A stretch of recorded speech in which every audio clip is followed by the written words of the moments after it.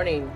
I'm Lisa Jones, the Director of the Office of Homeland Security and Emergency Management, and I want to welcome all of you here today, our community partners, members of the media, and also Major David Yardley of the Mobile Hydration Team, as well as community members.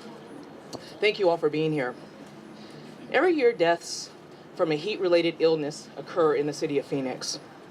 In my mind, most of those could have been prevented. We hit 100 degrees last week, and as the temperature continues to rise, we must be diligent and take precautions for ourselves. So today we have some great speakers. We have Captain Rob McDade from the Phoenix Fire Department. We have Sgt Thompson from the Police Department, and the City of Phoenix Mayor Kay Gallego will be speaking to us as well. Mayor? Thank you, Lisa, and good morning. While we are enjoying today's beautiful weather, we are all aware that summer is coming, and it is only going to get hotter from here. Today's event provides vital information for those of us living in the desert. Every Phoenician knows how to live in the heat, but we must do more to ensure that all residents are aware of the risks and resources available during extreme temperatures. Heat was related to 181 deaths last year in Maricopa County, and we want to do our part to make sure that people are aware of what is available and that we help those who are vulnerable, including people experiencing homelessness and those who work outside. Last year, we had 128 days with temperatures over 100 degrees. The streak broke multiple heat records and also made today's message even more important. It's vital to know there's help where you need it and where to get it. Phoenix is part of the Regional Heat Relief Network. Regardless of city boundaries, we must collaborate to provide water and heat refuge to those who need it. It is truly a community effort. Cities, towns, nonprofit agencies, and faith-based organizations have pulled together to create a comprehensive heat relief network. We are so grateful to our partners, including Salvation Army, who is represented here today. Thank you to Major David Yardley and his team for being such key partners to us as we move forward. At the City of Phoenix, we work across department boundaries and have many departments who help. Our Human Services Director, Marshall Franklin, is here today, and we are grateful for her work and her team's work on this initiative. I'm also grateful to our Fire Department, today represented by Captain McDade, and our Police Department, today represented by Sgt Thompson, for the work that your departments do in getting this important messaging out in front of the public. Our police and firefighters have to respond to so many heat-related emergencies, and they have an intimate understanding of the dangers that extreme heat can pose. Each year, the City of Phoenix distributes maps of heat refuge locations, and we'll be sharing that map with you here today. We have both hydration and cooling refuge locations throughout the City of Phoenix. So that means those who need water or just to cool down for a moment can visit a place labeled with our heat relief logo. Starting today, May 1st, and running through October, these locations are open across the city and county to ensure people can escape the heat and stay safe during summer. Working with the Maricopa Associations of Governments and our other partners, we have 59 locations across Phoenix. Volunteers have been out already distributing maps today, and we will continue to do so. Last year, 90 volunteers helped us get out the word, and we would love to have additional volunteers. It is a long summer ahead, and anyone who's interested in getting out in the community and helping us, we need your help. We are also, last year, handed out 500,000 bottles of water, and it really is through the generosity of our community members that we are able to do that. If you want to see more information about these locations, it's available at phoenix.gov/summer, or you can pick up the maps at senior centers, recreation centers, city buildings, and throughout our community.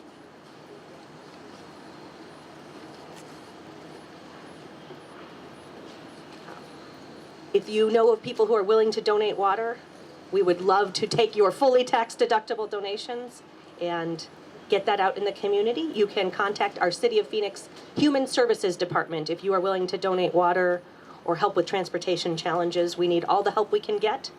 All of this information and more is available at phoenix.gov/summer. Summer is coming quickly, and we really appreciate you looking out. We are trying to do what we can and are preparing to become the City of Phoenix, become the nation's first heat-ready city, which would be a certification saying that we are doing what we can to be a safe, resilient, and healthy city. We now are going to turn and talk a little bit about safety. It's been, with summer coming up, we want to think about our most vulnerable, including our dogs and small children who might be trapped in cars. Want to remind residents that the Arizona legislature has passed legislation, our hot car law, where you can break in and rescue those individuals or dogs and cats who might be suffering and save lives. And we have our true expert on saving lives, Fire Captain McDade, who will be next to the podium. Welcome. Thank you, Mayor. Again, I'm Captain Ron McDade with the Phoenix Fire Department, and the Mayor touched on so many great initiatives that we do have. We have an amazing city. We have a vibrant city where, if you look at our urban core right now, more people are coming downtown. We have record number of people on our hiking trails, parks, and so with that amazing success that our city has and the growing population that we have, inherently comes with the dangers of the heat. It's a beautiful day today, but we all know triple digits are around the corner, consistent triple digits, not only during the day, but at night. Remember, a lot of folks, we've been on calls, people try to plan their activities around at night. It's still 95 degrees sometimes at 9:30 at night. So that's just something to keep in mind when you do your activities here in Phoenix and the surrounding areas. So what I'd like to talk about today is, with these great heat refuge areas that we have, some pointers and tips to look for with not only yourself, but with somebody that you're with. As you know, we do quite a bit of mountain rescues here in Phoenix on our hiking trails, and a lot of times it's from people from out of town and they're hiking with others. So we really rely on everybody to sort of be their buddy, be their heat check buddy. So really quickly here, I'm going to talk about, this is knowing the signs. So heat exhaustion is what we normally see within the city. That means you've overexerted yourself. And most of the time it starts with not preparing the night before. So a successful day starts the day before. So if you know you're going to be out at your child's soccer game, if you're going to be hiking the trails, you have members of your family visiting from out of town, and the first thing they want to do is, all day at the zoo or on our hiking trails, hydrate the night before. That's when it starts. We have great restaurants here, great Mexican restaurants that have great famous cocktails. Unfortunately, some people might overdo it that night before. They're already behind the eight ball, as we like to say. So enjoy all the great restaurants that we do have here in Phoenix, but make sure you're smart. Get a good night's rest the night before. Make sure you pre-hydrate. That's going to be the key to staying safe. But when you are out on our trails and you are out in our beautiful parks or in our new vibrant downtown, walking and enjoying all the sights, taking in a Diamondbacks game in the afternoon, walking there, just that 8-block walk from maybe where your parking garage were in that extreme heat is going to be taxing on the body. So you want to look for excessive sweating. They're going to be sweating more than normal. You're going to see it soaking through their shirt, nausea and vomiting. It might not just be something they ate. It might be signs of that early heat exhaustion. Dizziness, fainting, muscle cramps. When in doubt, call 911. That's why we're here. We go on many 911 related injuries for heat related. So pre-hydrate, make sure you're putting on plenty of sunscreen, wear a hat. A lot of times, as you can see, I'm wearing a long sleeve shirt right now. It is made of cotton. Protecting yourself from that heat is key. So if you have loose fitting clothing, that's going to protect you from the sun. That's going to help you a lot, and make sure, like I said, you're pre-hydrating. Heat stroke, that's the very extreme point. When you're with somebody, you're out hiking, you're out doing activities, and you see them, they're complaining of a splitting headache, and they've actually stopped sweating. So now their body's internal temperature gauge is now not working anymore. They're not sweating like they should be. You need to get them immediately out of the sun to a place where they are in the shade. Call 911, make sure that we're taking care of them. They're not sweating, they're hot and dry, their internal temperature, they're disoriented. All of those are signs and symptoms. Now remember, as I'm saying this might sound like, this is pretty obvious stuff that you should be looking for, but remember, you're out at a soccer game, you're out enjoying the trails, you're walking your dogs, you're not paying attention to something like that. I've lived here for this long, or I feel like I had enough water, but really the early detection is key. And number one thing that I'll leave you with is, when you're thirsty, drink the water. I know that sounds simple, but we rescue people off of our mountain trails, and they have half a water bottle left because they said they were going to ration their water, save their water, and they're actually showing signs of heat exhaustion and heat stroke with still having half a water bottle in their hand. Drink until you're no longer thirsty, and then drink some more. So like the mayor lined out, we have amazing areas where people now can seek refuge from it. We encourage you to do that, but most of all, we want you to enjoy the amazing city and everything we have to offer, but enjoy it in a smart way and make sure that you look for those signs and symptoms. And I'm going to turn it over now to Sgt Thompson with a very important thing that really catches the headlines, and that's leaving folks in cars and your animals, and what you should do to secure that, and then what you can actually do as empowering as a citizen to take over. So Sgt Thompson. Good morning. I want to talk to you about some important things to me. First, I'd like to say, though, I truly feel fortunate to live in the city of Phoenix. It's the greatest city in the nation. It's become a destination place for people throughout the world to come to visit Phoenix. So we want to make sure that as people come here, as they visit, as they move, they remember two of the most vulnerable segments of our community. That's young children as well as pets. Now, where we see this come into play a lot is, as Captain McDade said, when they go up the trails, people forget to take water with them.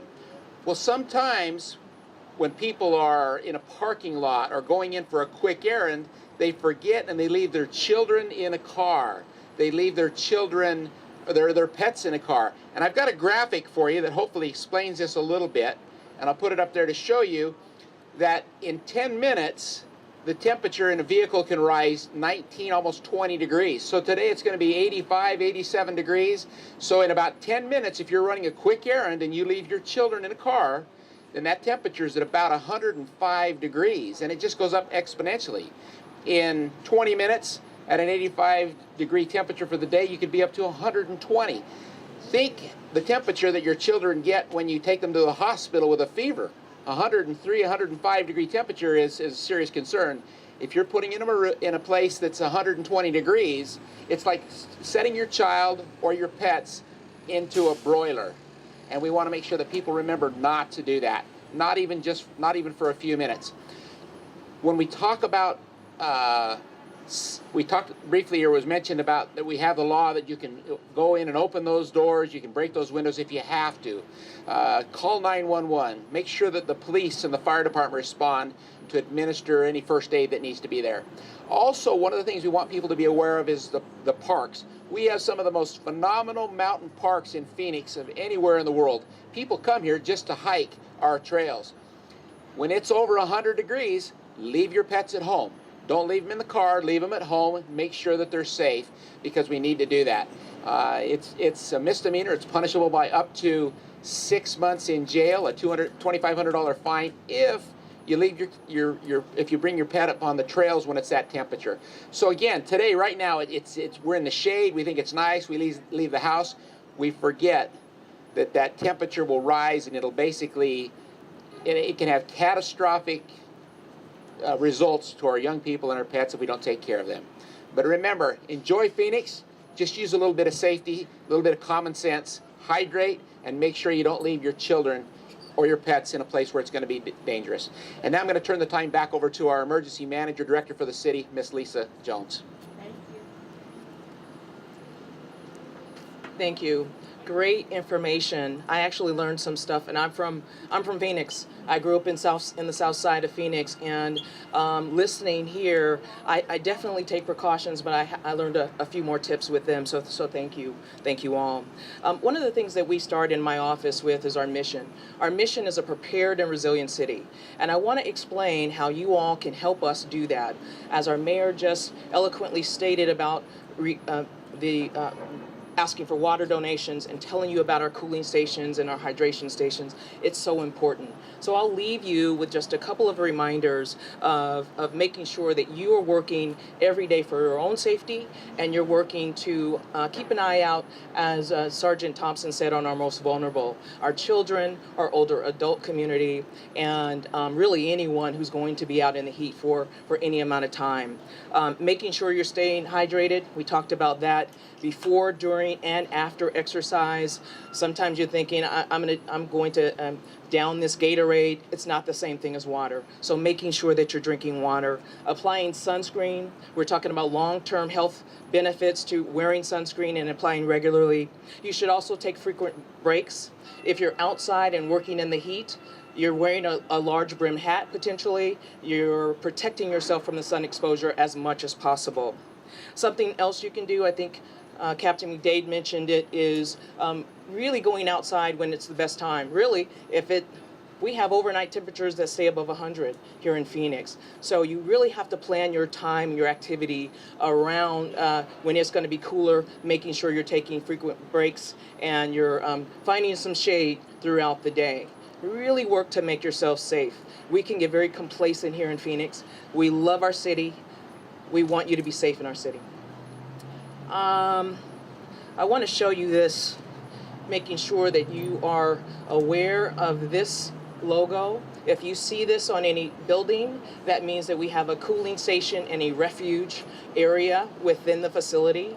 Look for this. We have partners that are working throughout the summer to hand out water. All of our partners, Salvation Army and others, are working to make sure those who are walking about have water along the way. So if you can help us, please do.